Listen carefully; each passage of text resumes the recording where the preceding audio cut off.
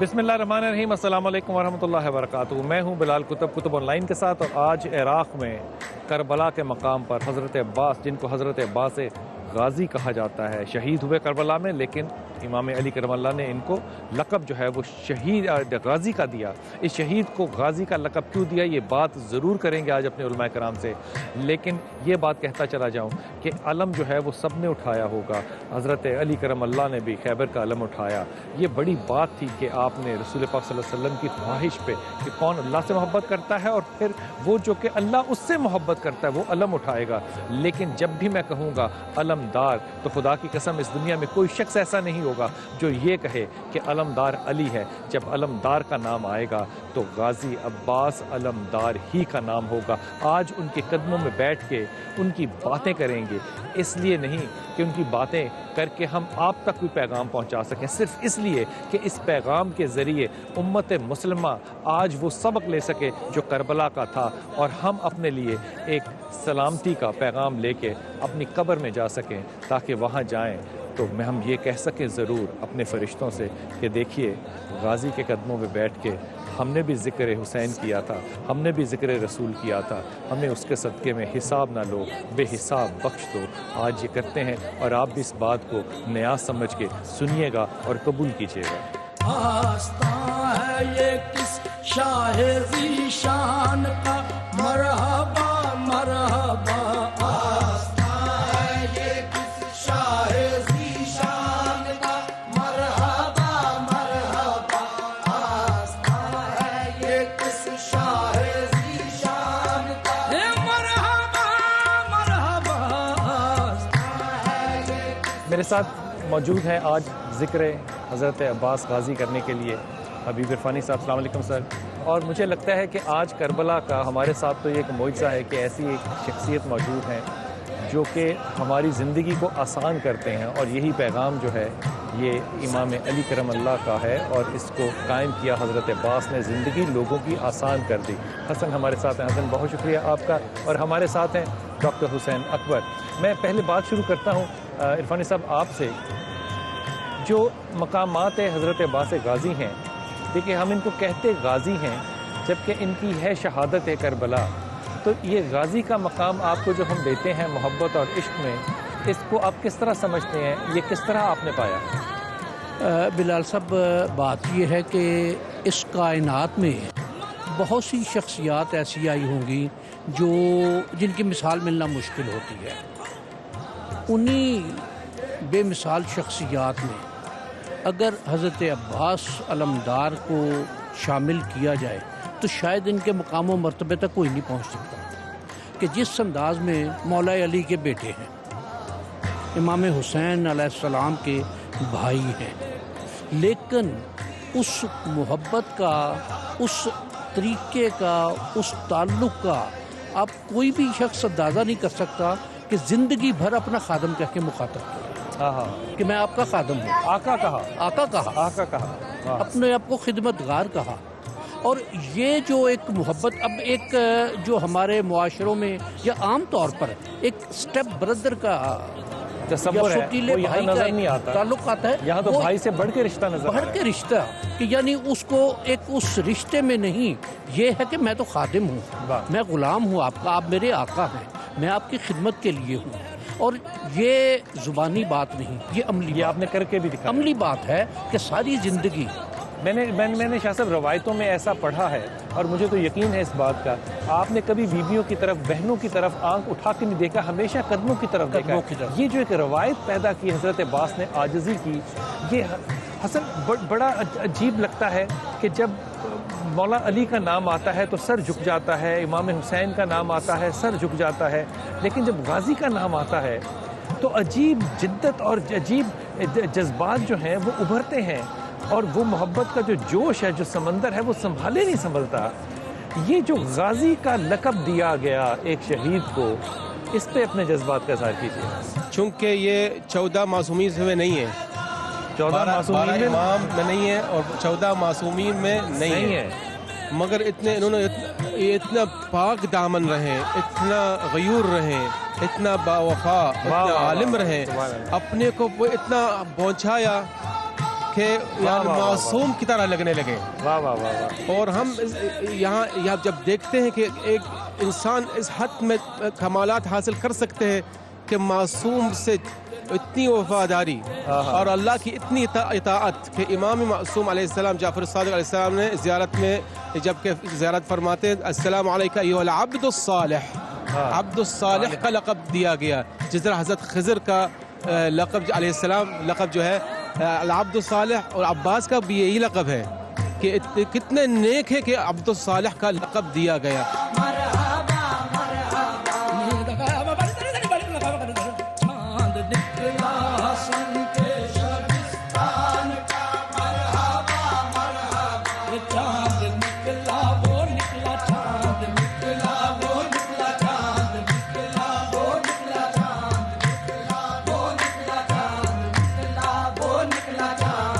Doctor صاحب، حضرت عباس کا کردار جو ہے وہ کربلا سے باہر بھی ہے، جو مشاورت ہے اور آپ کا جو ادب ہے، جو رشتہ ہے، اس تعلق کے بارے میں کچھ فرمائیے جو کربلا سے باہر ہمیں نظر آتا ہے اپنی بہنوں سے اور بھائی سے. بسم اللہ الرحمن الرحیم. ہماری خوش نصیبی ہے کہ اس وقت ہم باب الحوائج ابن امیر المومنین حضرت ابوالفضل عباس ابن علی علیہ السلام کے در اقدس ان کی چوکھٹ پہ بیٹھے ہیں.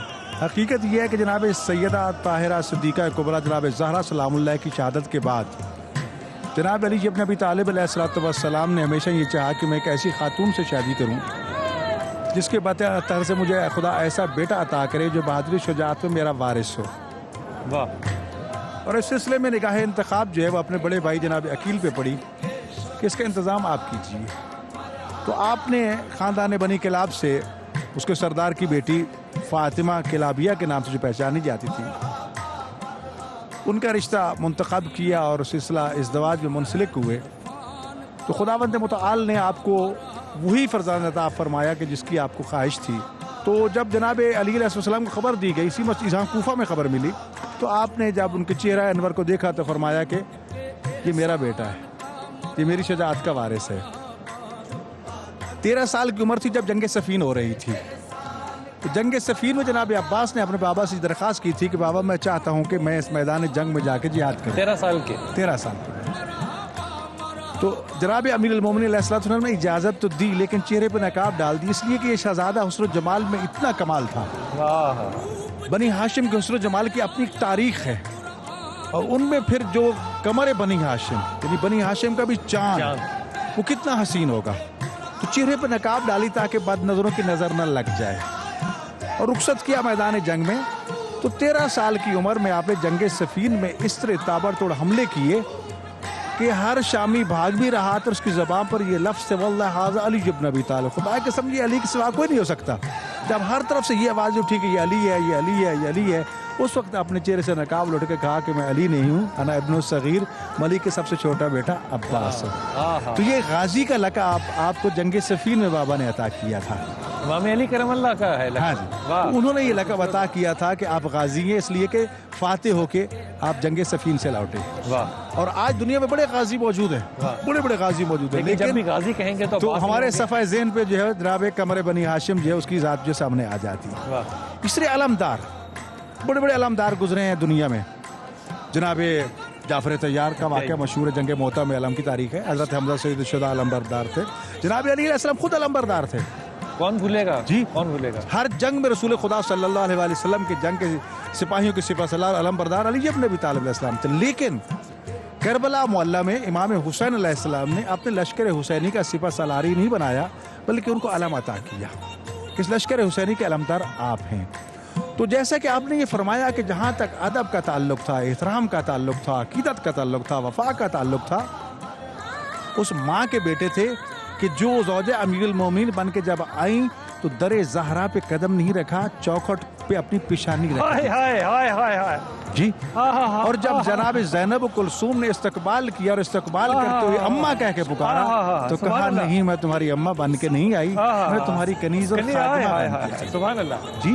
کیا رشتے اور اس طرح کر کے یعنی احترام اور عقیدت کے یعنی وہ مظاہر پیش کیے کہ جناب ام البنین کو، حالانکہ بیویاں ماں کہہ کے پکارتی تھی بھی، ماں کو شک بھی نہیں ہے، अब उम्मुल बनीन उनका लक़ब इसलिए बना कि खुदा ने उनके बतन अतर से अमीरुल मोमिनीन अलैहिस्सलाम को 4 बेटे अता किए, तो बेटों की माँ, बेटों की ये लफ्ज़ उनका नाम फातिमा लोग भूल गए और बेटों की माँ कह के पुकारे जाने लगे। मैं इस बात को आपसे कंटिन्यू करता हूँ, मैं मेहमानों से भी बात करूँ, दोस्तों से भी बात करूँ, लेकिन ये जो रिश्ता है ना अकीदत का, मोहब्बत का, खुदा की कसम जितनी आजिज़ी हो इंसान उतना ही उभरता है। कदम नहीं गुजारा दहलीज से, अपना सर रखा, अपना माथा रखा। ये एहतराम और इज़्ज़त के रिश्ते खुदा की कसम आज भी इस दुनिया में अगर कायम हो तो खुदा आपको वही मकाम देता है जो आपके शान शायां हो। लगाया गया आज सल्ले आला साहिबा रहमतों का लगाया गया आज सल्ले आला अंबिया औलिया को बुलाया गया आज सल्ले आला अंबिया। हज़रत हमेशा मौला को अब्बास जो हैं, हज़रत अब्बास गाज़ी जो हैं, वो कभी भी उन्होंने भाई नहीं कहा, जबकि मौला का बड़ा ही शौक़ था, बड़ी दरख्वास्त थी कि मुझे भाई कहा करो, लेकिन आपने कभी भाई नहीं कहा, हमेशा आका कहते थे, हमेशा मौला कहते थे। इस निस्बत से ज़रा गौर फरमाइए। देखिए, एक मामला ये है कि वो ज़ाते कि जो नौजवानान जन्नत के सरदार हैं, जिन्होंने दोष रिसालत पर सवारी की, जिन्होंने नबी करीम सल्लल्लाहु अलैहि वसल्लम की कमर पर अगर बैठे तो सजदा इतना लंबा किया कि 72 दफ़ा सजदे की तस्बीह अदा की, उनके भाई होने का एजाज़। लेकिन उनकी वो जो निस्बत है, उस निस्बत को इतना मुकद्दम जाना, इतना बुलंद तर जाना, इतना बढ़ा हुआ जाना कि अपने आप को उसके सामने फर्शरा। शाह जी, यहाँ पे ये भी बात कहने की इजाज़त दीजिए कि अगर माँ ने अपनी जबीं वहाँ दहलीज पे ना झुकाई होती तो आज वो दूध की तासीर अब्बास में ना होती। यकीनन। और इसको ये शायद देखिए, मैं इसको एक और वाक़े के साथ रिलेट करना चाहूँगा कि नबी करीम सल्लल्लाहु अलैहि वसल्लम ने जब हिजरत फरमाई है तो मौला कायनात को अपने बिस्तर मुबारक पर लटाया है।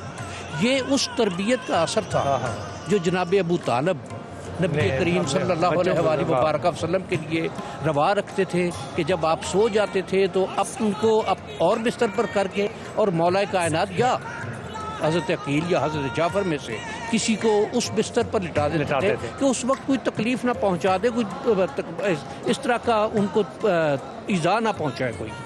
हसन इमाम अली करमल्लाह का कि आप जो है आपके वालिद जो हैं वो बिस्तरों पे बदल देते थे बच्चों को। हज़रत अली करमल्लाह जो हैं कहते हैं कि मैं कभी ज़िंदगी में नींद भर सोया नहीं, यानी कि भर के नहीं सोया। तो साहब ने पूछा, इमाम आप क्यों नहीं सोते? कहा, मेरे ऐसे कौन से माल है कि अगर मैं मर जाऊं और अल्लाह के सामने जाऊं तो कैसे हाजिर हो सकता हूं? इस डर से सारी रात इबादत करता हूं ताकि कहीं मौत ना आ जाए। लेकिन जब मोहम्मद ने, रसूल पाक सल्लल्लाहु अलैहि वसल्लम ने कहा कि सुबह ईमानतें वापस कर देना, तो मुझे यकीन था कि आज अली नहीं मरेगा, आज अली नहीं मरेगा। मैं इस यकीन पे रात को इबादत नहीं मैंने की, मैं रात को सो गया। ये वो एक बड़ी नींद थी जो इमाम अली ने गुजारी। और इनके बेटे, इनके फर्जंद हज़रत अब्बास जो हैं, इन्होंने कई रातें नहीं सोए, कई दिन नहीं सोए। हम एक दिन ना सोए तो हसन हमारी सूरत हाल जो है वो बदल जाती है। और आपका खैमा जो है वो सबसे पहले है, आप चौकीदार की हैसियत से खड़े हैं और सब लोग वहाँ से गुजर के करबला के मैदान में जाते हैं। आपकी इस सिफ़ पे कि आप कई रातें वहाँ रहे, तकरीबन 7 या 8 शबें आपने गुजारी और आप नहीं सोए, इस वाक़े को ज़रा बयान कीजिए। इमाम हज़रत अब्बास और उम्मुल बनीन और उनके 3 और भाई हैं, इनका एहतराम अगर मेरे ख्याल में अगर जो इतना बुलंद मर्तबा हुआ वो बीबी फातिमा अलैहिस्सलाम के एहतराम की वजह से। हाय हाय हाय, वाह वाह वाह। यानी मैं मिसाल देता हूँ हज़रत हुर के। अभी हज़रत अब्बास की तो मिसाल तो बहुत बुलंद मिसाल, हज़रत हुर की मिसाल। जब करबला में आए और इमाम को उन्होंने रोका और इमाम से तल्ख कलामी हुई, तो इमाम जब गज़बनाक हुए तो उन्होंने कहा, तकलत का उम्मु का या हुर, ए हुर तुम्हारी माँ तुम्हारे जनाजा पे रोए। हुर अलैहिस्सलाम को तकलीफ हुई, मगर जवाब ने क्या कहा, अगर तू फातिमा का बेटा नहीं होता मैं तुमको वही में जवाब देता। واہ واہ اور واہ اس کا یہ جملہ ادا کرنا اس کے راہ نجات میں مل واہ گئی. سبحان اللہ جو سبحان اللہ. عاشوراء میں جس کے جسم لرز گیا واہ، اس سبحان وقت، اللہ. اور انہوں نے یہ فیصلہ کیا مجھے واہ. حق میں جانا ہے، یہ بی بی فاطمہ کی وفا کی وجہ سے وفا کی وجہ سے. انہوں نے وفاداری کی ہے، اللہ نے ان کو بلند کیا. واہ سبحان اللہ. مہمات ہے، واہ کیا بات ہے. آج کھلنے پہ کفلے مہمات ہے، واہ کیا بات ہے. چار سو جلوہ آرا یہ ذات ہے، واہ کیا بات ہے. چار سو جلوہ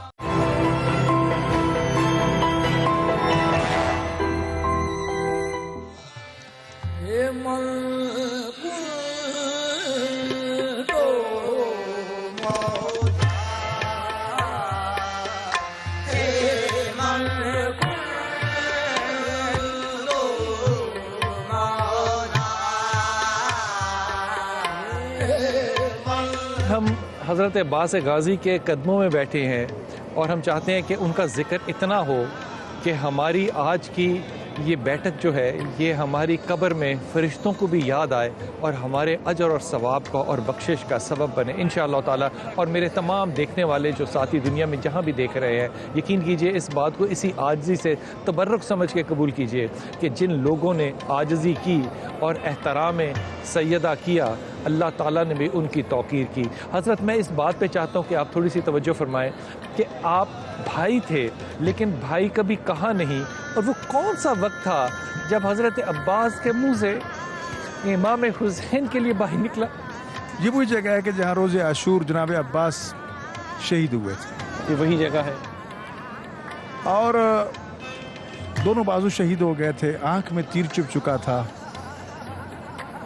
ایک آنکھ میں خون تھا، اور یہاں آخری لمحے پہ جب شہید ہوئے تو اپنے آقا و مولا کو بھائی کہہ کے پکارا، کیا بولا تاکہ میرے بھائی کی آخری خواہش جو ہے خواہش پوری ہو جائے. اس کی خواہش کو میں اپنی آخری زندگی اور کی پھر خواہش جب سمجھ کے امام پورا کروں. واہ حسین علیہ السلام اپنے بھائی کے جسد اطہر پہ پہنچے ہیں تو پھر عاجزی سے پھر درخواست کی کہ جب دنیا میں آیا تھا تو سب سے پہلے آپ کے چہرہ انور کی میں نے تلاوت کی تھی.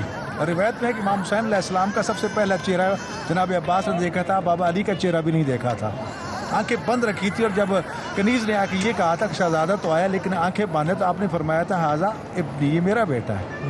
میں نے اس وقت تک آنکھیں نہیں کھولی تھی جب تک رسول اللہ کی ہاتھوں پہ نہیں آیا تھا، اور میری نگاہوں نے سب سے پہلے چہرہ نبوت کی تلاوت کا شرف حاصل کیا تھا. میں رسول اللہ کے ناصر و مددگار بن کے آیا تھا. میرا یہ بیٹا میرے حسین کے ناصر و مددگار بن کے آیا. اور یہی وجہ کہ امام حسین علیہ السلام ہاتھوں پہ لیا تھا تو آنکھیں کھولی اور سب سے پہلے آپ کے چہرے کی تلاوت کا شرف حاصل کیا. تو عرض کیا کہ سب سے پہلے دنیا میں آیا تو آپ کے چہرے کی زیارت کی تھی. اب چاہ تو دنیا سے جا رہا ہوں تو آپ کے چہرے کی تلاوت کروں. کبھی زحمت نہ دیتا، لیکن ہاتھ نہیں ہے، ایک آنکھ میں خون اور ایک ہاتھ میں تیر لگا ہوا ہے. زحمت فرما کے میری آنکھ صاف کر دیجیے تاکہ میں آپ کے چہرے کی تلاوت کر سکوں. یہ وہ موقع تھا جب امام حسین کے آخری چہرے کی زیارت کی اور شہادت کی منزل پر فائز ہوئے. حضرت عباس علیہ السلام کا مقام اتنا بلند ہے، اتنا بلند ہے کہ حضرت امام زین العابدین علیہ السلام، ایک شخص روایت کرتا ہے کہ میں امام کی خدمت میں حاضر تھا اور میں نے لاشعوری طور پہ کئی دفعہ جناب عباس علیہ السلام کا نام لیا. میں نے دیکھا کہ جتنی مرتبہ نام لیتا ہوں جناب امام سجاد سب کھڑے ہو جاتے ہیں، پھر نام لیتے ہوں. میں متوجہ کیا وجہ ہے کہ امام بار بار اٹھ رہے ہیں. تو میں نے جب غور سے دیکھا کہ جب بھی میں جناب عباس کا نام لیتا ہوں امام سجاد کھڑے ہو جاتے، تو میں نے عرض کیا کہ مولا میں آپ کے چچا کا جب بھی نام لیتا ہوں آپ کھڑے جاتے. فرماتے ہمارے چچا کے ہم پہ اتنے احسانات ہیں، اگر تو زندگی بھر قیامت تک میرے چچا کا نام لیتا رہے میں اٹھ کے استقبال کرتا ہوں. واہ. کہنے کا مقصد یہ ہے کہ حضرت عباس کا مقام، جیسا کہ پہلے میں نے عرض کیا، غازی کا، اسی طرح علمدار کا، کیونکہ جناب عباس نے کربلا میں علم کو اس طرح بچایا اس کی پوری تاریخ انسانیت میں کوئی مثال نہیں ملتی کہ ظالموں نے چھپ کے وار کیا. جس ہاتھ میں علم تھا وہ بازو شہید ہوا، لیکن اتنی تیزی سے وہ علم دوسرے ہاتھ پہ پہنچا، علم کو بھی سنبھالا اور پھر اس کے ساتھ تلوار پہ قبضہ کیا، تلوار کو پکڑ کے. ایک لمحہ دیجیے میں بڑے ادب سے بڑی معافی کے ساتھ میں یہ بات اس لیے کہہ رہا ہوں کہ یہ بات جو ہے نا کہ حضرت عباس کو وار کیا، ان کے ہاتھ کاٹے درخت کے پیچھے سے، جس جذبے سے یہ واقعہ میں نے زندگی میں پہلی دفعہ حسن سے سنا ہے، خدا کی قسم اس کو ایک آیت سمجھ کے بات کو سنیے کہ کس طرح کی محبت اور کس طرح کا عمل. یہ ہے غازی کا مقام. اس سے کم کوئی نام ہو ہی نہیں سکتا عباس علمدار کا. حضرت بازو کیسے کٹے حضرت عباس کے؟ جب پانی لینے کے لیے گئے تو دریا کے اوپر 4000 فوجی جو وہ روکے رکھے ہوئے تھے کہ یہاں دریا پہ نہ پہنچے. تو 4000 کو ایک تنہا شخص نے جس کا نام عباس ہے انہوں نے جدا کر دیا. پانی تک پہنچ گئے. اب پانی کو مچکی سا بڑھنے کے بعد جب واپس لوٹ آئے, بیچ میں دریا کے پاس درختیں ہیں. اس درختوں سے انہوں نے جو دشمنوں نے غلط فائدہ اٹھایا, درخت کے پیچھے اوپر چڑھ کے چھپ گئے اور وہاں سے جو ہے دونوں ہاتھ بلند کر کے زوردار وار کیا حضرت عباس کے ہاتھ پر. تو جب کٹے تو مجھے حیرت یہ ہوتی ہے کہ انسان کبھی کبھار کوئی چیز اگر کوئی چیز گر جائے اس کو اٹھانا چاہتا ہے تو بڑی توجہ کے ساتھ بھی اس چیز ہاتھ میں نہیں آتی, مگر حضرت عباس نہ جانتے ہوئے بھی کہ ہاتھ کٹے گا, ہاتھ کٹ رہا ہے, نہ جانتے ہوئے بھی کہ درخت کے پیچھے کوئی چھپا ہوا ہے, اور اس آدمی کا وزن, تلوار کا وزن, اور اتنے زوردار وار کیا دست مبارک جو دائیں ہاتھ پہ. تو جب گرا تو کتنے تیزی سے حضرت عباس نے اس تلوار کے ہینڈل کو لیفٹ یعنی ہاتھ میں لیا, پکڑ لیا. بائیں ہاتھ میں کیسے لیا؟ سیدھا ہاتھ کٹ گیا اور تلوار گرنے سے پہلے اس کے دستے سے الٹے ہاتھ میں تلوار پکڑ لی. دستہ کیسے پکڑا؟ یعنی کتنی تیزی, یعنی کتنا 1000 کلومیٹر پر گھنٹے سے انہوں نے اس کے سپیڈ سے پکڑا ہوگا یہ. اور دوسری بات ہے, آپ جب پہلے جو دائیں ہاتھ کٹے اس کے 50 میٹر کے بعد 50 میٹر کے بعد 50 میٹر تک لڑتے رہے دوسرے الٹے ہاتھ. واہ, اس کے اوپر بھی انہوں نے امپش کیا, مطلب وہاں پہ چھپ کے درخت کے مار نہیں سکے, لڑ نہیں سکے. وہ بھی وہاں پہ جب وار کیا تو دست مبارک کو کاٹا. کتنے پہلوان, کتنا طاقتور انسان ہے کہ اتنے یعنی 50 اور 100 200 میٹر یہ دایاں بایاں اور جو ہے ان کے جو ہے گھوڑے سے گرنے کا جو فاصلہ ہے واقعی میں بیان نہیں کر سکتا. یعنی آپ گریں, آپ ماشاءاللہ لوگ علم والے بیٹھے ہوئے ہیں, جنگ والے بھی بیٹھے ہوں, فوجی حضرات بھی سن رہے ہوں گے. اب مجھے بتائیں کیسی ٹریننگ ہے, یہ کیسے ممکن ہے, یہ کیسی ٹریننگ ہے؟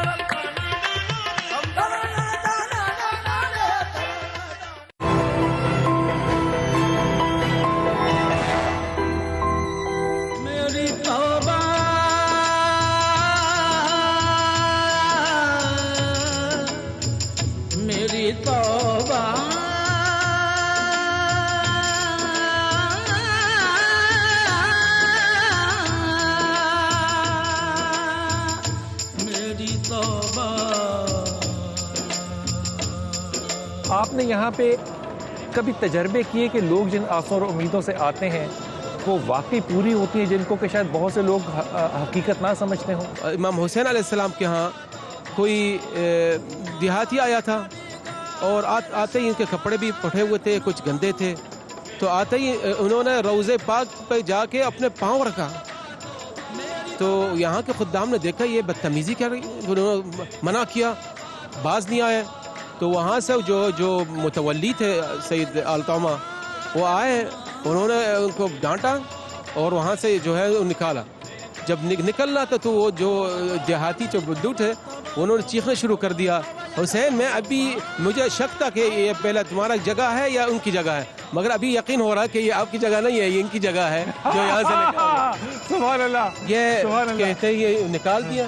سبحان اللہ. سید آلتوما جو وہاں کے متولی تھے تو نے خواب میں اسی رات کو خواب میں دیکھا تھا کہ جو صحن میں مجلس لگی ہوئی تھی اور امام حسین مجلس سے خطاب کر رہے تھے, جو ممبر تشریف فرما تھے خطاب کر رہے تھے. اور ذکر کر رہے تھے, شکوہ کر رہے تھے ہمارا خادم صحیح نہیں ہے, ہمارا خادم کی شکوہ کر رہے تھے. تو یہ میں دیکھا یہ میری شکایت کر رہے تھے. میں اٹھ کے آگے گیا, میں نے کہا یا جدہ یعنی چونکہ وہ سید تھے کہ دادا جان میں نے کیا گناہ کیا, کون سے گناہ کیے؟ بولتے تم نے میرا عزیز ترین مہمان کو تم نے باہر نکالا. واہ, عزیز ترین مہمان کو باہر نکالا. اور جب تک تو اس کو راضی نہیں کرے گا, خدا کی قسم, اللہ کی قسم, کہا تم سے میں راضی نہیں ہوں گا. تو کہا یا جدہ این ہوا انا لا اعلم, میں جانتا نہیں ہوں کہاں ہے یہ فی الحال. نہیں, اس نے کہا آپ جا کے خیمہ گاہ کی طرف, وہاں ہے مسافر خانہ میں ابھی سو رہے ہیں. یہ آئے تھے اپنی حاجت کے لیے. اس کا ایک بیٹا جو ہے فالج تھا, چل نہیں پا رہے تھے. میں نے ان کی حاجت دے دی ہے, ان کی حاجت پوری ہو گئی ہے. ابھی ان کو جا کے ان کو منوا لو, راضی کرو تو میں راضی ہوں گا. تو یہ جاگے, اسی وقت جاگے. آدھی رات کو کچھ خدام کو لے کے گئے تھے وہاں پہ خیمہ گاہ کی طرف. تو مسافر خان بھی ملا, آدمی بھی ملا. ان کو جگایا, بولتا خدا کے لیے مجھے معاف کر دو, میں نے بڑی غلطی کی ہے. تو اس کو راضی کر کے اپنے گھر لے کے گئے. پھر بعد میں لے آئے, کھانا کھلا کے لے آئے. پھر اگلے دن جو ہے 30 خدام کو تیار کیا تاکہ جا کے استقبال کیا جائے, کیونکہ امام نے کہا یہ آئیں گے کل اپنے قبیلے کے ساتھ, تو ان کا استقبال کرنا. تو جب تیار ہو کے نکل رہے تو فوراً باب القبلہ میں دیکھا یہ پورا قبیلہ ان کا آیا ہوا, اور جو فالج شدہ بچہ تھا وہ چل رہا ہے, ساتھ آ رہے. تو اس سے اندازہ لگاؤ, ایک آدمی گستاخی کر رہا ہے اور امام جو ہے کہہ رہا ہے میرا عزیز ترین مہمان ہے. حسن, وہ ہماری نظر میں گستاخی ہے, اس کے لیے تو اپناہیت ہے. وہ چونکہ اپنے یقین سے کہہ رہا ہے. آپ نے کہا ایک عالم ہے, ایک لوگ جو عوام الناس ہے, اپنا یقین سے, یہ اتنا یقین تک ہے امام شفا دیں گے.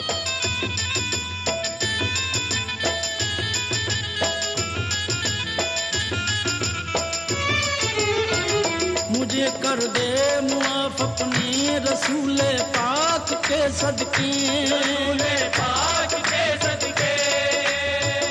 خطائیں بخش دے میری شہ لولاک کے صدقے. شاہ صاحب, آپ سے عرض کروں گا, ہم لوگ کربلا کے اندر جو چند اہم شخصیتیں دیکھتے ہیں, یا کم از کم میں اپنے گمان میں تو دیکھتا ہوں, حضرت حور کا بہت بڑا کردار ہے کہ آپ نے بہت کم وقت لیا ہے امام کے ساتھ, لیکن جو آپ نے پلٹا لیا, جو یہ سبق دیا دنیا کو کہ جب صحیح بات سمجھ میں آ جائے تو اپنے غلط پہ کھڑے نہیں رہتے. میرے خیال میں آج امت کے لیے یہ بہت بڑا ایک سبق ہے. پھر غازی عباس نے جو سبق دیا کہ بازو چاہے کٹ جائے لیکن اپنا فرض جو ہے وہ پورا کرنا ہے. جان تب نکلی جب وہ فرض پورا نہیں کر پا رہے. یہ دونوں واقعات مجھے لگتا ہے کہ کربلا کی جان ہے, بہت بڑی بات ہے. اس پہ کیا رائے دیں گے کہ ہم ان سے کیا پیغام لیں اور امت کو کیا پیغام جائے؟ بلال صاحب, بات یہ ہے کہ یہ دو شخصیات آپ نے نام لیے, جو اس میں شامل ہے شاید وہ ایک معراج پر ہے اطاعت کی, فرما برداری کی, محبت کی. بے شک ہے کہ مولا حسین نے رات کے وقت چراغ بجھا دیے, جو چاہے چلا جائے. یہ لوگ میری جان لینا چاہتے ہیں, تم سے نے کوئی غرض نہیں ہے, جو جانا چاہتا ہے چلا جائے.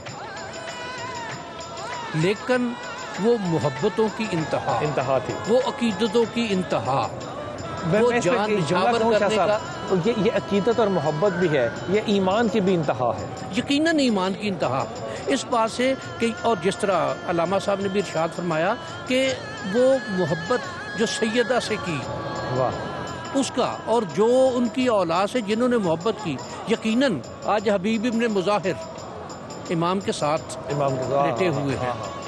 ورنہ صدیوں میں 1400 سالوں میں کئی نسلیں گزر گئیں, اولادوں کو اپنے بڑوں کا اتنے مدت کا نہیں پتا جتنا غلام کا پتا ہے. غلام کا پتا ہے کہ آج بھی آنے والا جو بھی کوئی یہاں سلام پیش کرنے کے لیے آتا ہے وہ حبیب ابن مظاہر کو سلام ضرور پیش کرتا ہے کہ یہ مولا حسین کے غلام ہیں. انہوں نے غلامی کا توق گلے میں پہنا پھر اتارا نہیں.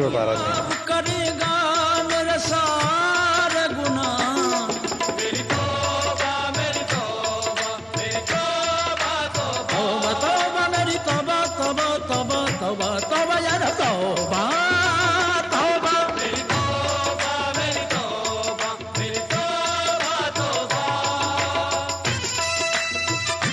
آج ہم اس غلامی کا ایک تو توق گلے میں پہن ہی نہیں رہے. مجھے لگتا ہے ہماری آنکھوں کے جو آنسو ہیں مجھے لگتا ہے کہ شاید وہ بھی شاید اپنے کسی نفس کی خواہش کی وجہ سے ہیں. ہماری محبتیں جو اہل بیت کے لیے ہیں, جو رسول پاک صلی اللہ علیہ وسلم کے لیے ہیں, جو ان سے محبت کرنے والوں کے لیے ہیں, ان میں کمی لگ گئی. ہم آج کیا کریں کہ یہ محبتیں ہمارے دلوں میں واپس لوٹ آئیں؟ دیکھیں یقیناً اہل بیت اطہار کی محبت جو ہے وہ ہمارے لیے دنیا آخرت کا وہ انمول سرمایہ ہے کہ جس کی کوئی قیمت نہیں ادا کی جا سکتی. یقیناً دنیا کے مشاغل میں ہم گرفتار ہونے کی وجہ سے, مبتلا ہونے کی وجہ سے اس محبت سے دور ہو جاتے ہیں. محبت صرف دعویٰ کا نام نہیں ہے بلکہ عمل و کردار کا نام ہے. تو لہٰذا اگر ہمیں ان سے محبت ہے اور محبت کے دعوے دار ہیں تو پھر کردار بھی ویسا ہی پیش کرنے کی ضرورت ہے جیسا ان کا کردار تھا. اور کربلا کی تعلیمات جو ہیں وہ کردار کی ہیں, اور سب سے اہم ترین پہلو جو تھا کربلا کا, تمام انصار حسین کی نگاہ لب ہے مبارک امام حسین علیہ السلام پہ تھی. ادھر لب حرکت کرتے تھے وہ اس کو عملی جامہ پہنا دیتے تھے. کبھی کسی نے اعتراض نہیں کیا, حتیٰ کہ جناب عباس علمدار علیہ السلام نے بھی کبھی جرت نہیں کی کہ امام کی بات کو کاٹے. اور اس لیے مطیع لامر مولا ہو کہا گیا کہ اپنے آقا و مولا حسین کی ایک بات کو بھی کبھی نہیں ٹھکرایا. اور اسے اطاعت کا نتیجہ یہ ہے کہ انصار حسین کے بارے میں حضرت امام مہدی علیہ السلام یہ ارشاد فرماتے ہیں, بے ابی انتم و امی یا انصار الحسین, اے میرے دادا حسین کے مددگاروں آپ پہ میرے ماں باپ قربان ہوں. اور یہ تمنا کرتے ہوئے نظر آتے, یا لیتنی کنتم معکم فافوزا فوزا عظیما, اے کاش روز عاشور کربلا میں میں ہوتا, جس منزل پہ تم فائز میں اس پہ فائز ہوتا. لہٰذا آج اس کربلا, اس در عباس سے, مولا عباس علیہ السلام کی چوکھٹ سے ہم یہ بھیک مانگنے کے لیے آئے ہیں. یقیناً خالی نہیں لوٹائیں گے, اور یہ پیغام دینا چاہتے ہیں, دنیا والوں اگر تمہاری حاجات ہیں, جیسی بھی حاجات خیر ہیں, باب الحوائج کے دروازے پہ آ جائیے, عباس کے علم کو پکڑ لیجیے, عباس کو وسیلہ بنا لیجیے, یقیناً وہ آپ کی مدد کو پہنچیں گے. بہت شکریہ, بہت شکریہ, بہت شکریہ حسن, بہت شکریہ شاہ صاحب, بہت شکریہ. یا تیری رحمت کریم تو ہی بتا دے, حساب کر کے مجھے.